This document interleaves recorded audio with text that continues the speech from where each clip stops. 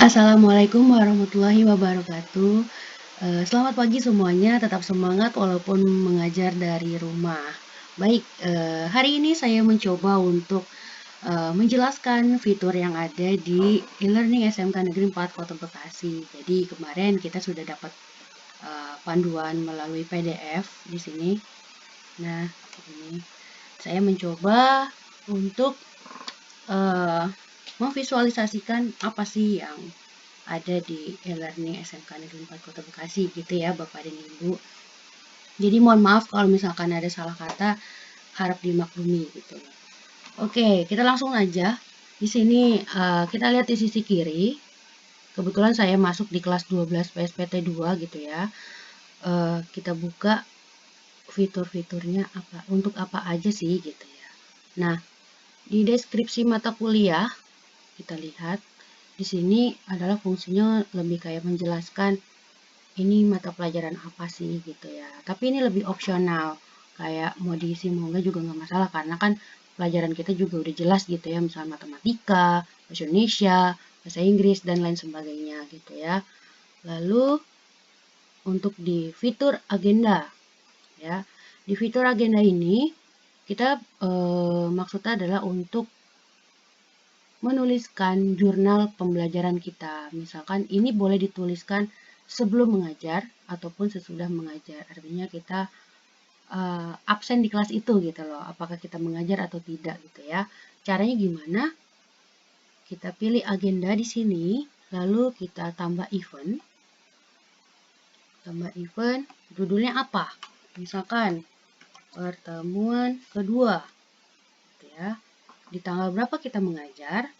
Misalkan di tanggal 11 dari pukul 10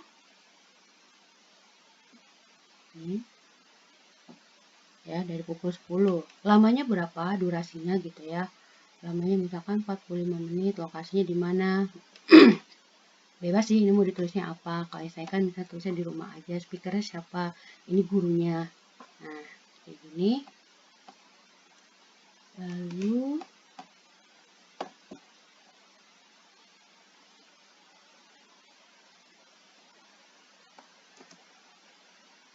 oke, kita ulang. Tadi ada trouble sedikit. Oke, misalkan di sini pertemuan kedua. Lamanya 45 menit. Tanggalnya tadi disesuaikan dengan Bapak Ibu mengajar ya. Lokasinya di rumah aja. Speaker cerita. Nah, misalkan di sini contohnya KD. Kita akan membahas KD 3.1. Memahami editing dasar. Kayak gitu ya. Oke, lanjut kita klik OK. Nah, kalau sudah ada tertulis seperti ini, tandanya Bapak dan Ibu sudah mengisi jurnal mengajar atau agenda mengajar gitu ya. Oke, kita lanjut ke pengumuman. Nah, di pengumuman ini, fungsinya adalah untuk memberitahu kepada siswa bahwa ada apa sih besoknya gitu ya, atau ada apa sih kegiatan berikutnya gitu.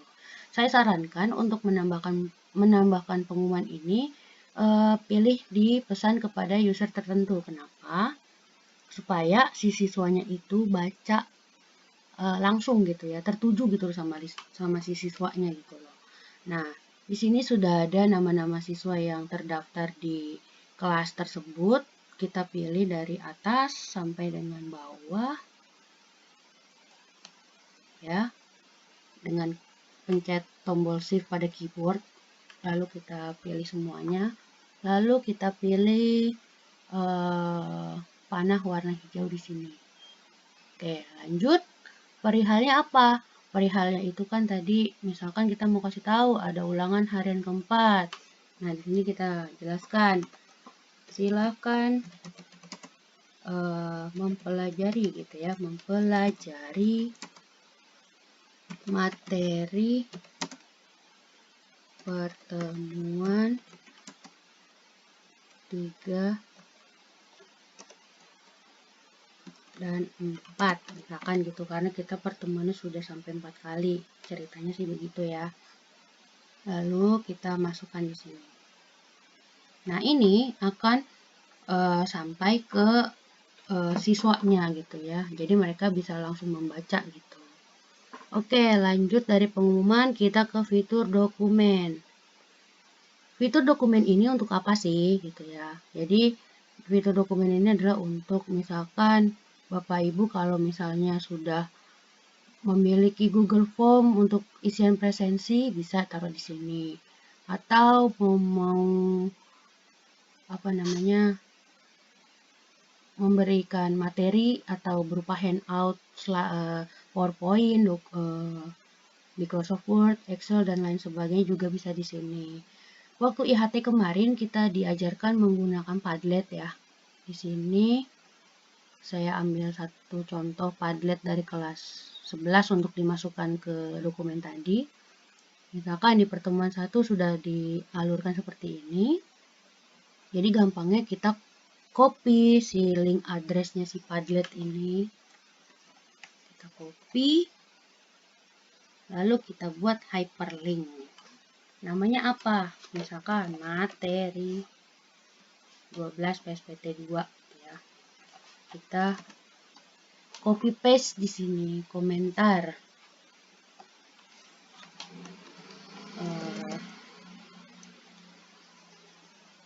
Komentarnya boleh dituliskan materi ini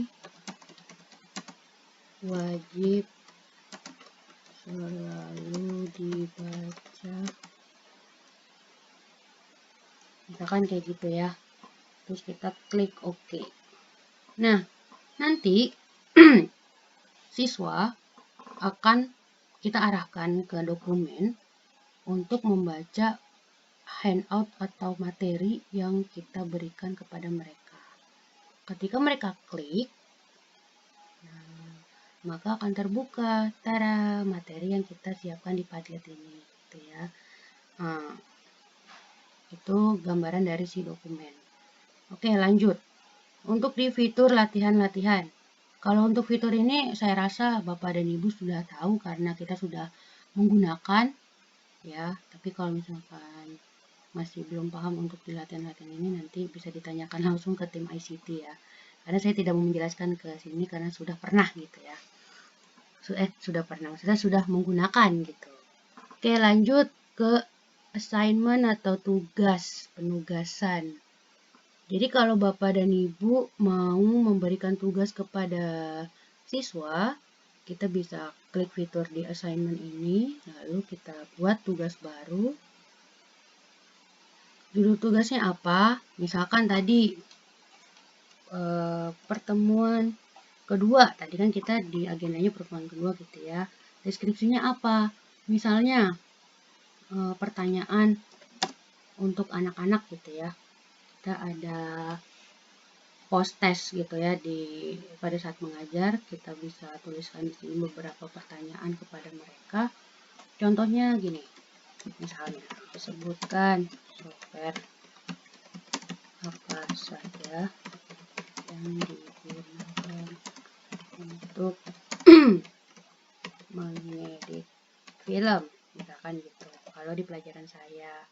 Terus yang kedua, misalkan matematika 2x plus 40x 40x ditambah 47y gitu kan sama dengan berapa. Nah, di sini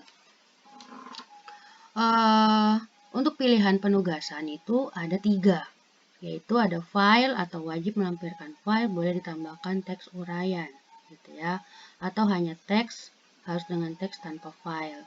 Lalu yang ketiga, teks beserta file lampiran, wajib untuk teks, opsional untuk file gitu ya. Nah, untuk yang pertama ini, kenapa ada si file atau mewajibkan melampirkan file? Contohnya, biasanya kalau guru yang sifatnya kayak seperti guru fisika ataupun kimia ataupun matematika gitu ya. Misal kayak nomor 2 ini kan 2x plus 40x plus 47y. Biasanya sang guru itu mau melihat apakah proses pengerjaan si anak ini sudah benar atau belum gitu ya. Bukan berarti si anak ini cuman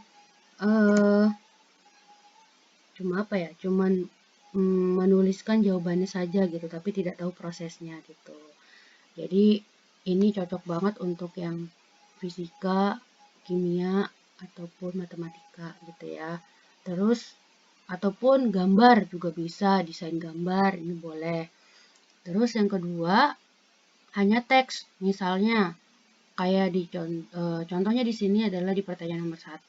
Di sini saya bisa bisa memilih tipe tugas hanya teks karena saya memintanya sebutin doang gitu ya, tidak ada rumus-rumusnya gitu. Lalu di pilihan ketiga ada teks beserta file lampiran. Artinya si anak mengerjakan soal di e-learningnya langsung dan juga mengupload file gitu. Tapi kembali lagi di sini ada tulisan optional untuk file gitu ya. Jadi lebih ke arah dua ini aja sih kalau untuk penugasan gitu. Oke, lanjut di sini ada jenis tugas. Apakah ini untuk grup ataupun atau untuk individual? Ini dibebaskan lagi kepada Bapak dan Ibu untuk memilih gitu ya. Terus di sini ada tanggal mulai dan batas akhir. Artinya kita membatasi untuk pengerjaan tugas tersebut. Misalkan saya mengajar di tanggal 11, saya buka untuk pengerjaannya dari jam 6.35 sampai dengan jam 10 misalkan gitu ya. Nah, artinya kalau lewat dari batas tersebut, kita tidak menerima tugas dari si anak gitu ya. Karena di sini ada tulisan izinkan upload terlambat atau tidak gitu ya. Saya di sini memilih tidak boleh karena biar anaknya disiplin gitu. Terus keterbukaan tugas, ketika tugasnya sudah dikumpulkan gitu ya atau diserahkan kepada guru, nanti bisa melihat nih anak-anak yang lain, oh ternyata si A sudah mengerjakan, si B sudah mengerjakan, biar dia termotivasi, oh ternyata teman-teman saya sudah mengerjakan gitu ya. Lalu kita klik OK. Setelah OK, nanti di sini ada hasil penulisan kita pertemuan 2 tadi kan. Nah, di sini nanti si siswa bisa melihat langsung untuk mengerjakan tugas gitu. Oke, berikutnya ada di fitur kelompok-kelompok. Fungsinya apa? Fitur ini adalah untuk membuat kelompok belajar gitu ya. Atau mau bikin tim. Misalkan kayak di pelajaran saya tuh banyaknya kelompok gitu ya. Walaupun virtual tapi kita mencoba untuk memanfaatkan di fitur ini gitu. Caranya gimana? Kita buat grup baru. Nah, grup 1 ini isi orangnya berapa? Misalkan 3. Lalu kita buat. Oke. Ini baru penamaan grup 1. Siapa aja orangnya kita belum tahu. Kita buka dulu edit. Nah, deskripsi misalkan di sini membahas tentang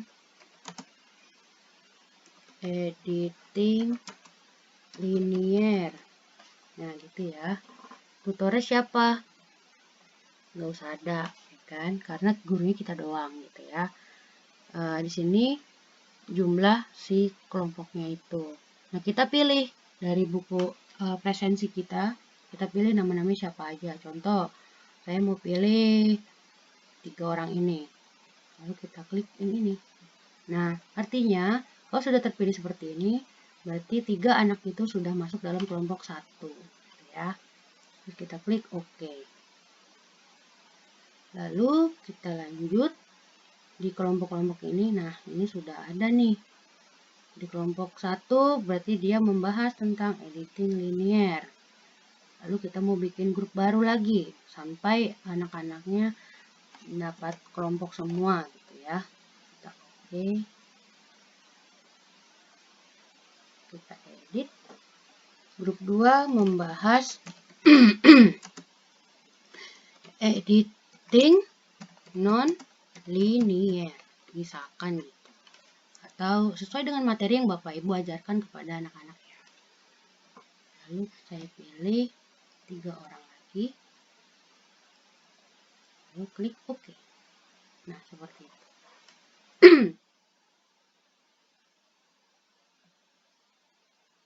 Nah, ini sudah ada 2 grup gitu ya, untuk di kelompok-kelompok. Jadi anak tersebut sudah tahu bahwa dia itu masuk di kelompok mana gitu ya, atau di teman-temannya siapa gitu ya. Jadi tahu semuanya di sini gitulah. Terus kita lihat lagi ke fitur berikutnya, ada user. User ini adalah isian dari siswa yang bergabung di mata pelajaran kita gitu ya. Lalu ada forum-forum. Ini juga kalau kita mau ada interaksi tanya jawab bisa di sini. Lalu kalau untuk di wiki sendiri ini kayak daftar pustaka sih menurut teman-teman ICT kemarin. Saya coba belajar tanya langsung, katanya ini daftar pustakanya dari mana gitu. Ini bisa ditambahkan, boleh ditambahkan, boleh tidak, ini sih gitu. Nah, di sini ada fitur diskusi. Diskusi ini fungsinya apa sih? Jadi fungsinya adalah untuk absen atau isi presensi dengan catatan yang real time atau waktu yang nyata gitu ya. Apakah si siswa ini benar-benar mengikuti pembelajaran Bapak dan Ibu atau tidak gitu ya. Nah, kita coba di sini. Saya sebagai guru biasanya memberikan pengumuman dulu atau memberitahu dulu nih ke forum diskusi ini, misalkan gini. Oke, Assalamualaikum anak-anak, silakan isi presensi di kolom diskusi di sini gitu ya. Nah, kita klik ini, kita lihat di sisi sebelah kanan ini ternyata belum ada yang online siswanya.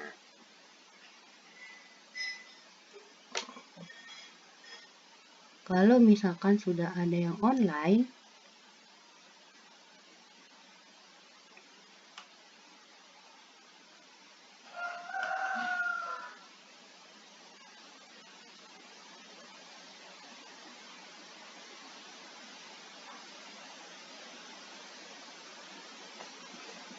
oke, sebentar. Untuk di forum diskusi ini, nah, misalkan nanti anaknya absen.